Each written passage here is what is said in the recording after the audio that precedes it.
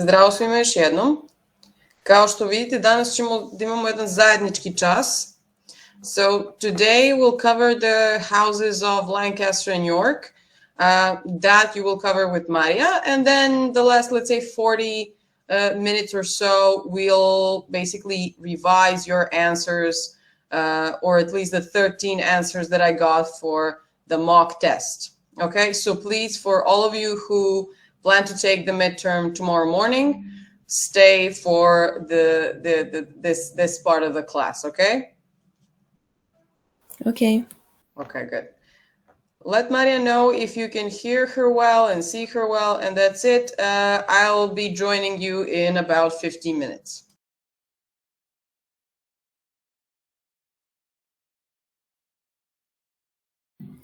Okay, hello everyone. So I hope that you can hear me properly. Yes. Yes. Great. Thank you for that confirmation. Let me just share the presentation with you, and then we can start.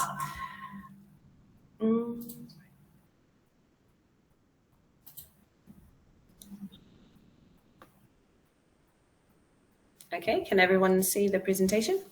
Yes. Yes. Yes. Do you need me to be louder? No, you're quite all right. Okay, thank you. So as you can see, today we're talking about the houses of Lancaster and York, which is quite an interesting and turbulent period in British history. And coincidentally, again, one of my favorite periods. So the House of Lancaster, which is descended from John of Gaunt, the Duke of Lancaster, and the third surviving son of Edward III, came into power after the deposition of Richard II in 1399. The house had three kings. So as you can see, Henry IV, Henry V, and Henry VI. But things can get a little bit confusing with three Henrys in a row. So do be careful about that. The House of Lancaster remained in power until 1461, when the last king of the house, Henry VI, was deposed by Edward IV. He was briefly reinstated in 1470, but was again deposed the following year. And so the Lancastrian line definitively lost the crown in 1471. So that's why you can see two different years on the slide, and that will also be the case with the House of York. So let's start with Henry IV. He was the first king of the House of Lancaster, and as you may remember me telling you, he was one of the Lords Appellant who had attempted to limit the power of Richard II. Although he managed to escape the executioner's axe for his part in the plot, let's call it, because that's essentially what it was. But he was still punished for it and exiled to France, where he remained for a number of years, almost a decade, until the death of his father, John of Gaunt, the Duke of Lancaster. After the death of John of Gaunt, the lands and titles which came with, the lands and estates which came with the title of Duke of Lancaster should have, by law of course, passed on to his eldest son, the future Henry IV. However, Richard II seized the title and the lands for himself, and so dispossessed Henry, essentially. And in response, Henry returned from exile without the king's permission, obviously, with an army. And this is significant because he himself declared that he only really wished to claim his inheritance. But when you think about it in terms of his previous attempt to limit Richard's power, and the fact that he came with an army, he came prepared and also garnered quite a bit of the support of the nobles. When you think of it in those terms, then it's obvious that really it was open rebellion, basically. He openly challenged the king's authority, which of course meant that he couldn't merely claim the Duchy of Lancaster if he wanted to stay alive. So in the end, Henry asserted his own right to the throne and deposed Richard II. So his relatively short reign wasn't really that peaceful. He actually faced a number of rebellions throughout his reign, and especially towards the end of it. Rumors that Richard II was alive caused minor revolts. Sorry, none of them actually ever came. Never amounted to much. They mostly dispersed quite peacefully. But the grumbling was there, so to speak. Then in 1400, Owain Glyndwr, a Welshman, a Welsh noble, rose in rebellion against the king, and the rebellion actually escalated into an attempt to free Wales from English rule, but it wasn't successful. By 1409, the English reconquered most of the territories that they had lost to the rebels in the meantime, and then the revolt naturally died down, more or less. Owain evaded capture and he disappeared. He didn't even respond to any of the royal pardons that were later offered to him by Henry V. And so the revolt officially ended in 1415 when Owain died, because in the meantime, of course, he and a small group of his loyal followers had continued fighting the English by organizing small ambushes. So mostly they lived in the woods and fought from there. I mean, it's reminiscent of the legends of Robin Hood, only in Wales. And then the nobles who had previously supported Henry IV in his conflict with Richard II, but also afterwards, were partly disillusioned by the new king and his decisions. So Henry Percy, the first Earl of Northumberland, and Thomas Percy, the Earl of Worcester, revolted against Henry in 1403. Because he had promised the nobles who had supported him lands and titles for that support. But of course, he went back on his word, as many kings did regularly, which of course then incited the Earls of Northumberland and Worcester to rebel. The rebellion ended with the Battle of Shrewsbury, in which Henry Percy was killed, and that is the only reason why, even though he suffered more losses, Henry IV was technically victorious. But despite all this, despite him being part of all these military campaigns, because as we actually may have mentioned in regards to Richard II and his reign, Henry IV was in his youth a renowned warrior and a very energetic man who often competed in tournaments. But despite all this, he suffered ill health in the later years of his reign. His eldest son and heir, Prince Henry, assumed many of his responsibilities at that time. And the precise nature of the illness, or illnesses, so several potentially, of Henry IV is still unknown. It's still a matter of speculation. But in 1413, the first Lancastrian king died of what might have presumably been leprosy.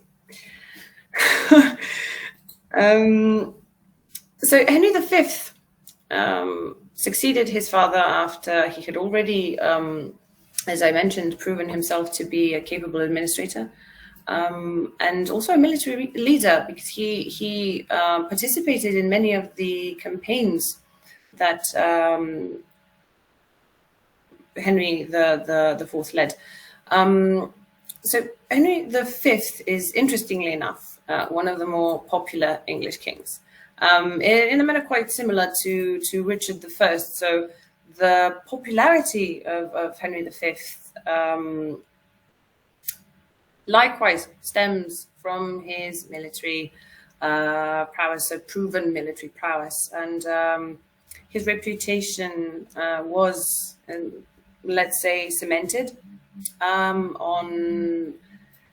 in the conflict with France. So after about some 4 decades of relatively peaceful relations between England and France, the 100 Years' War was started again under Henry V. He actually managed to turn the tides of the war quite decisively in favor of the English. So at the Battle of Agincourt in 1415, the English army, even though they were outnumbered because of disease and the lack of reinforcements, they managed to defeat the French army, the larger French army, which had surrounded them actually, and it was quite a glorious battle, if you could say that about any battle. The aftermath was quite something, as we'll see. So Henry V didn't immediately continue his campaign after the victory at Agincourt, which is quite interesting when you think about it. One would think that he'd ride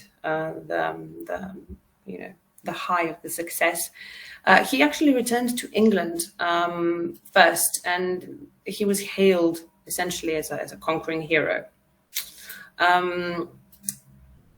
The success of his subsequent campaign in France, which he actually took quite a bit of time to prepare, some 18 months or so a year and a half, was largely due to the mental state of the French monarch, who was, well, shall we put it politely or not, mad. Essentially, his already questionable decisions quite blatantly ignored the advice of his nobles, and the aftermath of the Battle of Agincourt didn't help either. So what happened was that the French were further weakened by the invasion of the Burgundians, which immediately followed the conflict at Agincourt. Happened literally about 10 days afterwards. And so the morale of the English army, which was again, of course, boosted by the victory in 1415, ensured further English victories once the campaign started in earnest. And so everything ended in 1520 with the Treaty of Troyes, which actually quite significantly recognized Henry V and his children as heirs to the French throne, ahead of the Dauphin, who was the eldest son of the French king, Charles VI. And in addition to that, the treaty betrothed Henry V and Catherine of Valois, who was the daughter of Charles VI. The marriage produced one child, the future Henry VI, who succeeded his father Henry V after Henry V died in 1522 of, interestingly enough, dysentery, because conditions at military camps weren't the best, obviously. So Henry VI, and this is where things get slightly more complicated. As you can see, the years, there are double dates here. So Henry was only 9 months old when his father, Henry V, died, and I think that he's the youngest English king to date, until he reached his majority. As we've mentioned in the case of Richard II, for example, England was ruled in his name by a regency council, which was comprised of several noblemen. At the age of 9, he was crowned, as per the Treaty of Troyes, he was crowned King of France after the death of Charles the Sixth, and he thus became the only English king in history to officially wear both crowns. So previous and subsequent kings did claim the title, but Henry VI was the only one who was officially crowned both King of England and King of France.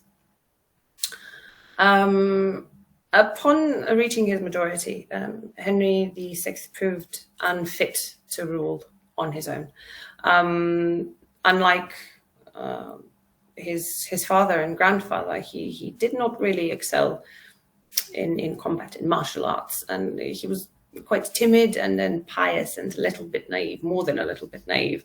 So really, when you think about it, on their own, these traits really aren't enough to make him an incompetent ruler. But when you combine them with the madness he apparently inherited from his maternal grandfather, Charles VI,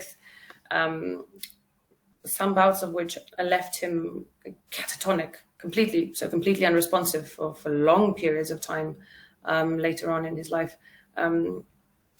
impacted what little authority he had in a very negative way. So, and this is where things get very, very interesting.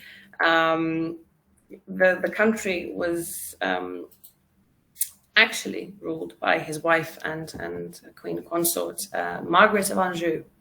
But because she was a woman, obviously, at that time, she couldn't rule on her own, but ruled through an alliance with the Duke of Somerset, who was a Beaufort, and this will become maybe more significant later on in the lesson.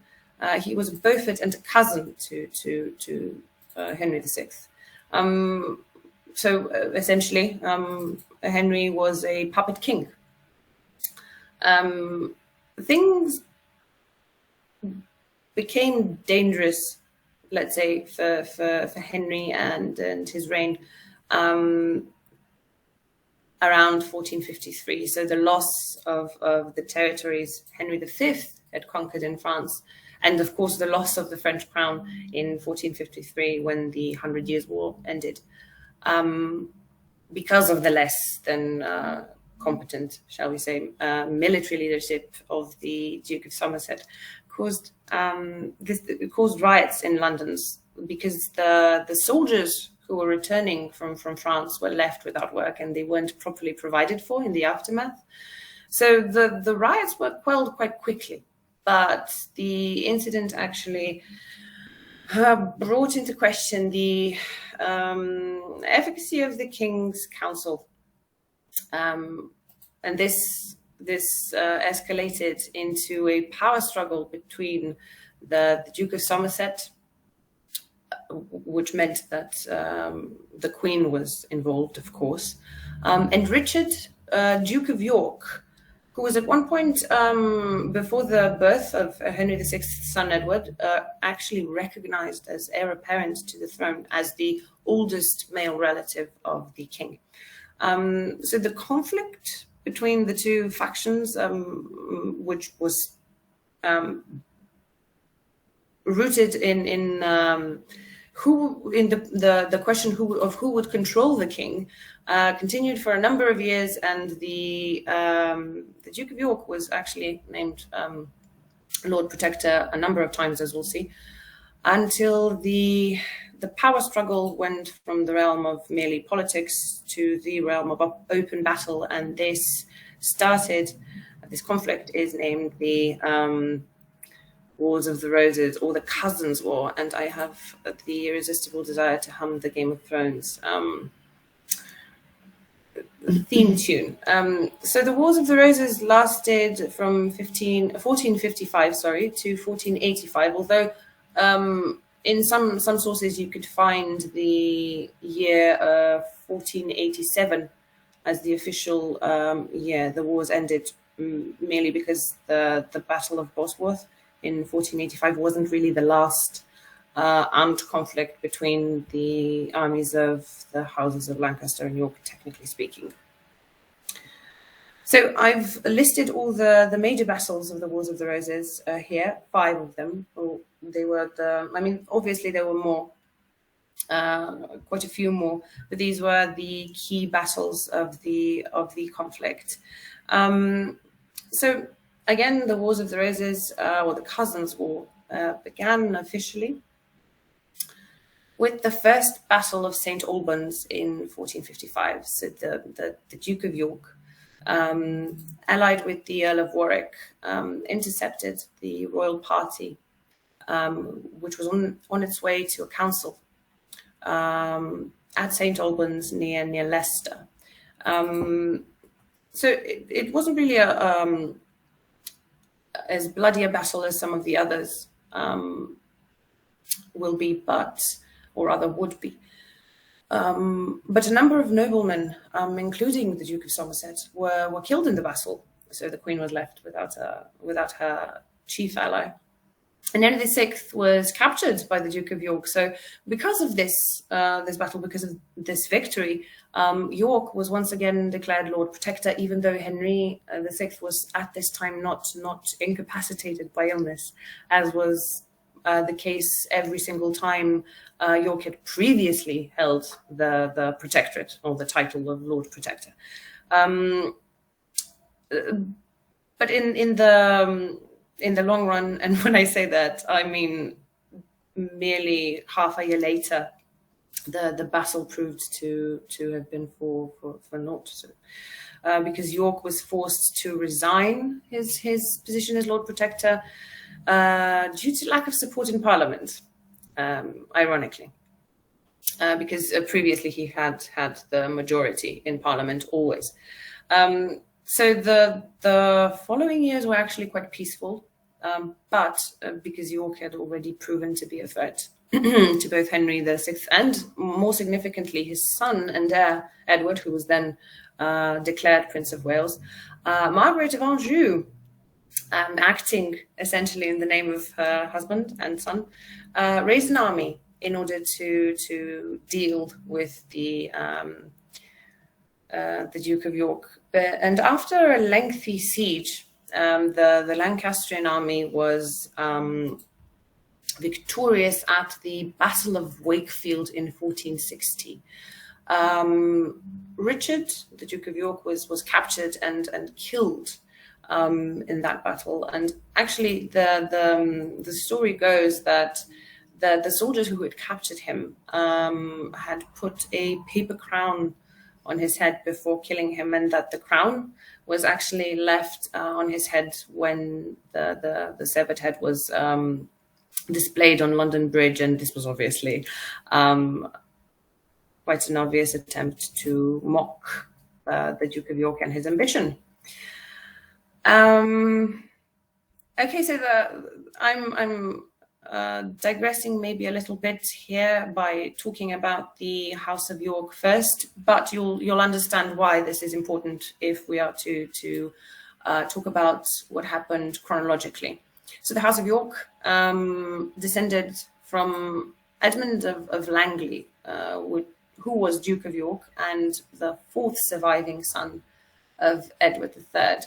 They came into power after they deposed Henry VI in 1461, so just a year after the Battle of Wakefield, in which Richard died, or rather was killed. The three kings of the line, Edward IV, Edward V, and Richard III, ruled England from 1461 to 1485, with, of course, as you can see, the exception of the period between 1470 and 1471, when the House of Lancaster, or rather Henry VI, briefly returned to power. As you can also see, and as we'll discuss in more detail in just a little bit, Edward V was actually never crowned. Unfortunately, it's rather a sad story. So Edward IV succeeded his father as the Duke of York in 1460 after the Battle of Wakefield. And he, of course, because there was very little choice, he continued the conflict his father had started. And after an overwhelming victory in the Battle of Towton in 1461, during which Henry VI was actually captured. He crowned himself King Edward IV. After Henry VI was captured, he was imprisoned in the Tower and actually kept there for almost 10 years. And we'll see what happened later on. So after his coronation, Edward IV stabilized the country. That was his main objective, really, because again, the conflict between Lancaster, the houses of Lancaster and York had already been going on for a while. So he managed to appease the nobility by offering them a choice. He could execute them as traitors for supporting the House of Lancaster, or he could allow them to keep their lives, their lands, and their titles. So, of course, I mean, it wasn't really that hard of a choice to make. Of course, they chose the latter, and were grateful for the choice, because most others would have just executed them, tried them as traitors and executed them. He managed, actually, unlike his predecessors, he managed to bring tax under control. So the previous kings taxed heavily, as we've already mentioned, of course, in order to fund their military campaigns, but also to fund their lifestyles. So the upkeep of the court and the royal household. Edward IV, unlike them, relied exclusively on the income that his own lands provided him, even though the ongoing dynastic dispute, and it was ongoing because there were still Lancastrian pretenders to the throne, and I mean, Henry VI was still alive at that point. He didn't tax the people, so he relied exclusively on the income that the Duchy of York and all the other titles and lands in his possession provided him. So which is quite significant, because I do believe that no previous English king had quite done that. In comparison to, or rather in comparison with Henry VI, Edward IV was actually the image of an ideal king at that period.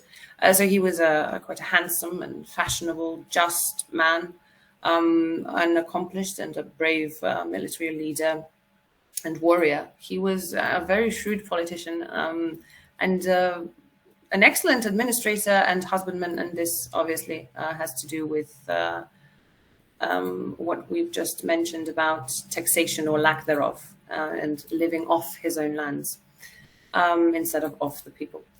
So because of all these traits, the later part of Edward's reign was largely peaceful and even prosperous.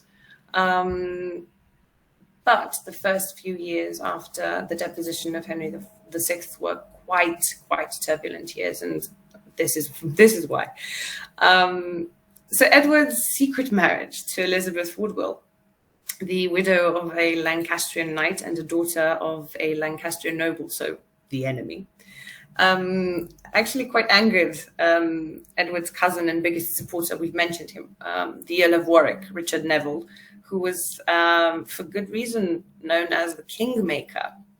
So the fact that the new Queen's family members were given prominent positions in court wasn't welcomed by senior members of the nobility either. So it wasn't just Warwick, but the main problem was the fact that the Queen's family members, or the Rivers clan as they were called, replaced Warwick as the king's chief advisor. So Warwick obviously resented this, and that resentment grew. until it reached boiling point after the king had taken the advice of the queen's family and allied himself with Burgundy, even though at that time Warwick had been negotiating an alliance with France. France and Burgundy are enemies, were enemies at that time. Quite, one could even describe them as mortal enemies. They couldn't stand each other. And remember, Burgundy had invaded France and aided Henry V in conquering. So conquering the land, quite a bit of the territory, and of course the crown, taking the crown. So Warwick, in response, allied himself with the king's ambitious younger brother George, the Duke of Clarence, in an attempt to depose Edward. So the first attempt ended in failure. Although Edward was captured by Warwick's forces and he was held prisoner at Warwick's estate, Parliament refused to name Clarence king in Edward's stead. So what they had to do was let Edward go and more or less just leave him be and allow him to resume his duties as king. Interestingly enough, Edward the Fourth pardoned both Warwick and Clarence, just like he had pardoned the nobles who had sided with Henry VI. And this, of course, turned out to be a big mistake, because Warwick and Clarence made a second attempt at deposing Edward. So the second attempt, which involved a staged revolt. So they actually they didn't revolt in truth. They staged a revolt. They paid people to pretend to revolt, essentially. So the staged involved the staged revolt against Edward, and it resulted in Warwick fleeing to France and allying himself, believe it or not, with Margaret of Anjou, which, of course, when you think about it, ensured that the Lancastrian nobles were on Warwick's side once he returned to England, which was very, very soon afterwards. And in the end, Warwick succeeded in reinstating Henry VI in 1470. Edward, who was defeated in battle, fled to Flanders. And his queen actually went into hiding with the three princesses in Westminster Abbey. She sought sanctuary in Westminster Abbey, where she gave birth to the future Edward V, or the future Prince of Wales. Let's call him that for now. So Henry VI obviously didn't remain on the throne long. Around the time that Margaret of Anjou and her son, the Prince of Wales, set sail for England from France, Edward made his journey to England from Flanders. And this is something that I find beautifully poetic. He claimed to only want the Duchy of York to be reinstated, or rather restored to him, like Henry IV had claimed that he only wanted the Duchy of Lancaster. And so he returned to England with an army, just as Henry had. So it's quite an ironic twist, and I think it's beautiful. So things came to a head at the Battle of Tewkesbury in 1471.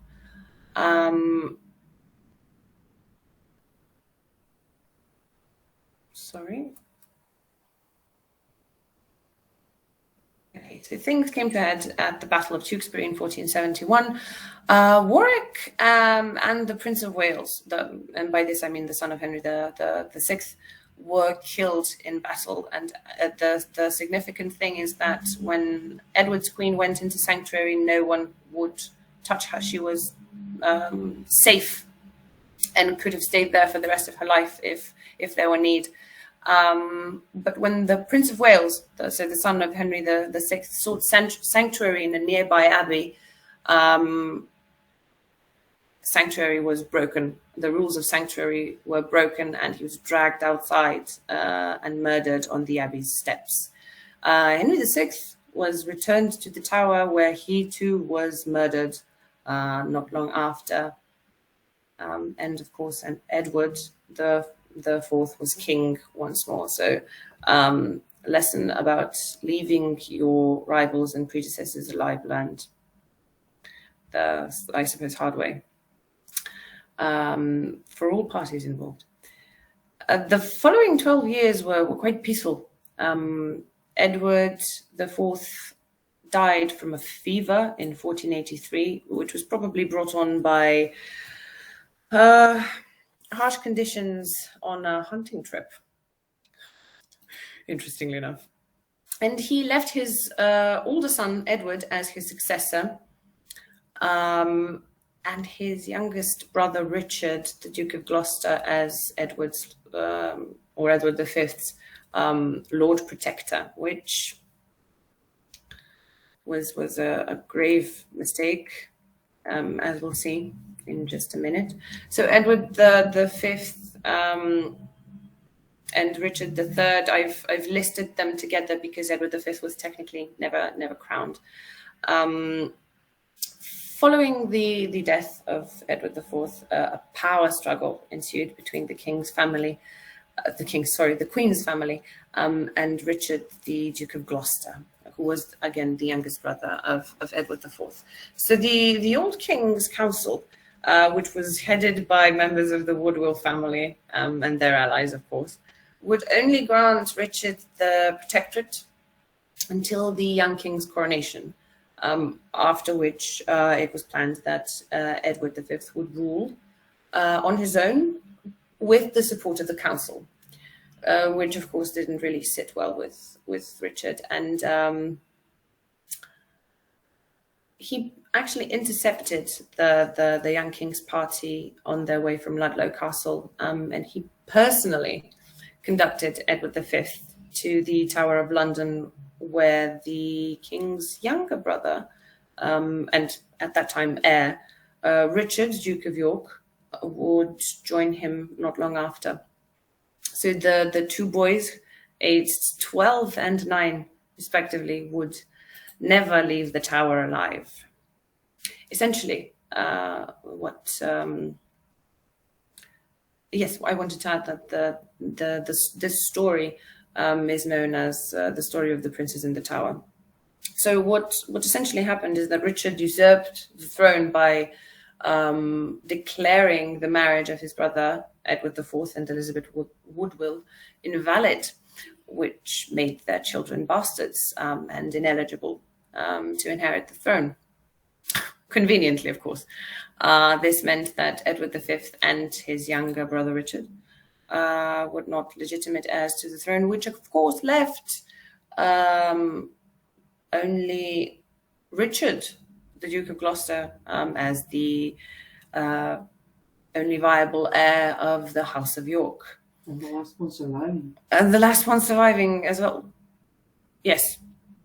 So Richard was crowned in 1483, but in just 2 short years, he managed to alienate most of the nobility with his actions. So what support he had started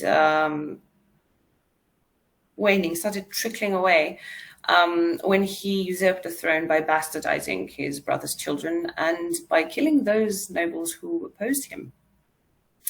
Another terrible, shall we call it, blow to Richard's support, to Richard's reign, came with the death of the princes in the Tower, of which, of course, he was accused.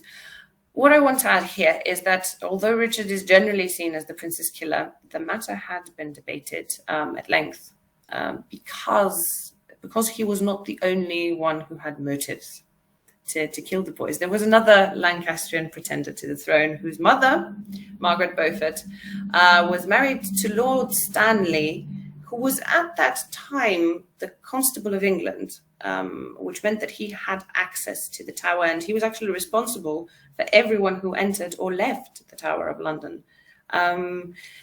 I just want to add that Stanley later on supported the claim of Henry Tudor and helped him in the Battle of Bosworth. So think about that.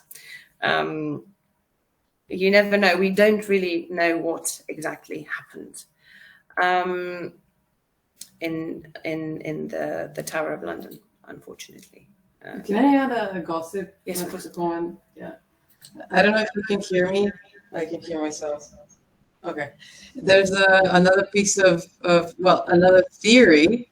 So this woman, Margaret Beaufort, who was the mother of the future king, Henry Tudor, supposedly actually sided with Elizabeth because, of course, they were both mothers and she had been separated from her son. I mean, the actual story about Margaret is amazing. Margaret Beaufort is one of the most, let's say, I mean, she's a really noteworthy and admirable character. She gave birth at 13, yeah, which was, even for that period, it was really obscene, right? You can imagine, and she was married, by the way, a widow, really, by the time she gave birth. And so it's really the real sort of material for Game of Thrones when you think about the mystery surrounding the death of these two boys, 12 and 9 years old, whether it was she that killed them, which is not a remote possibility, whether it was Richard, who was already paranoid and who might not have cared if she actually killed them, or if something else had happened to them. I mean, can you imagine the kind of world that was? That was just it. I had to say it because it's such a mystery, isn't it? It's a lovely story, and actually the part of the tower, the Bloody Tower, it's called, where they were kept, apparently kept, is, I can't describe the feeling when you walk in there. Oh, you went there? I've been there, yes. It's horrible. I got the chills just now, just remembering it. Horrible. Horrible energy is what I'm trying to say. Oof. Thank you for that, Professor. Okay, and we're almost done for today. So by about 1484, a great number of nobles allied themselves with Margaret Beaufort. Let me just see if yes. So a great number of nobles allied themselves with Margaret Beaufort, who again was the mother of Henry Tudor. And Henry was actually in exile during the reign of Edward IV and later on, of course, Richard III. And he went into exile as a boy of maybe about 10 or 12 at most. And again, he stayed in exile for most of his life. With growing support of the nobles in England, Margaret seized her opportunity because quite a few of them were afraid, more or less, because Richard turned into a tyrant at one. Well, I would say at one point, but perhaps there wasn't a point where he wasn't one. Unfortunately for everyone involved.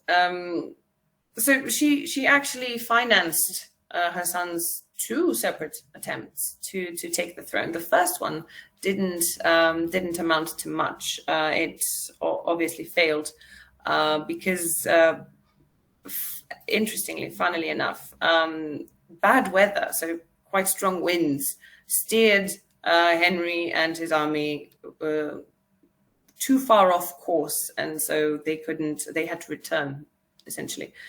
They couldn't regroup properly.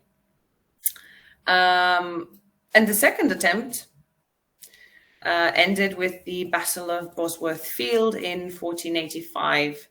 Henry Tudor was actually outnumbered during the battle, but as I've mentioned, Lord Stanley, who had, until almost the last moment, been observing the battle from a very safe distance, along with his troops, actually decided to support Henry, and he shifted the odds in Henry Tudor's favor.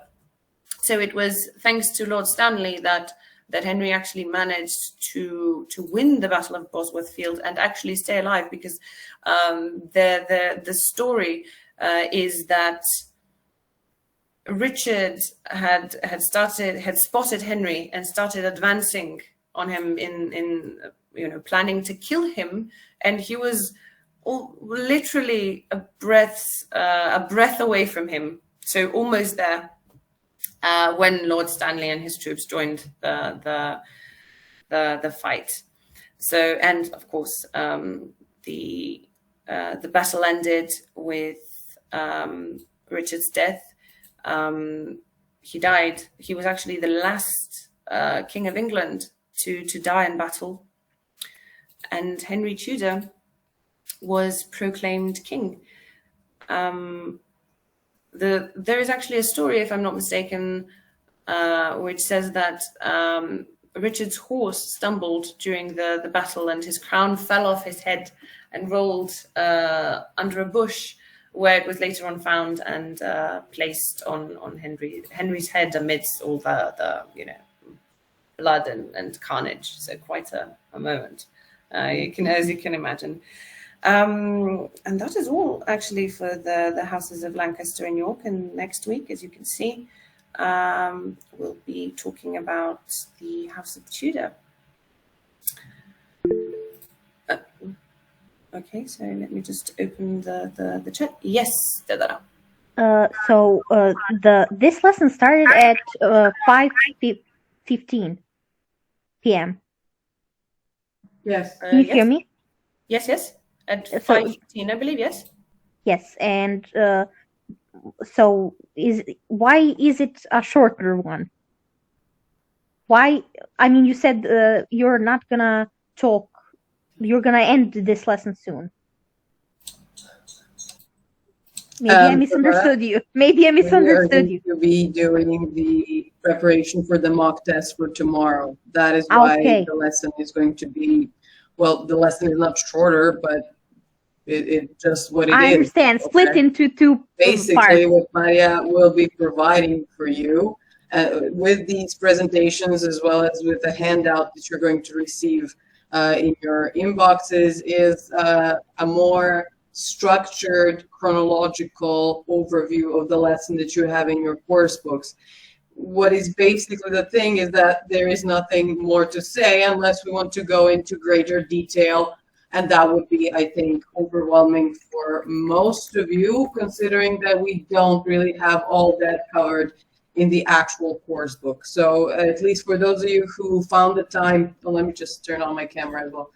For those of you who had the time to actually check the course book, you will have noticed by now that it has a bit of a messy structure, so to say. Not all events are chronological, and not all events are perhaps explained in the clearest way possible. Of course, we will be talking about more, we will revise some of the final let's say, the period of Richard III's rule and the taking over of the throne by Henry Tudor when we actually get to the House of Tudor. And then we'll, do a recap of certain events like the Battle of Bosworth Field and things like that. But just for the moment, just focus on what Maria will send you.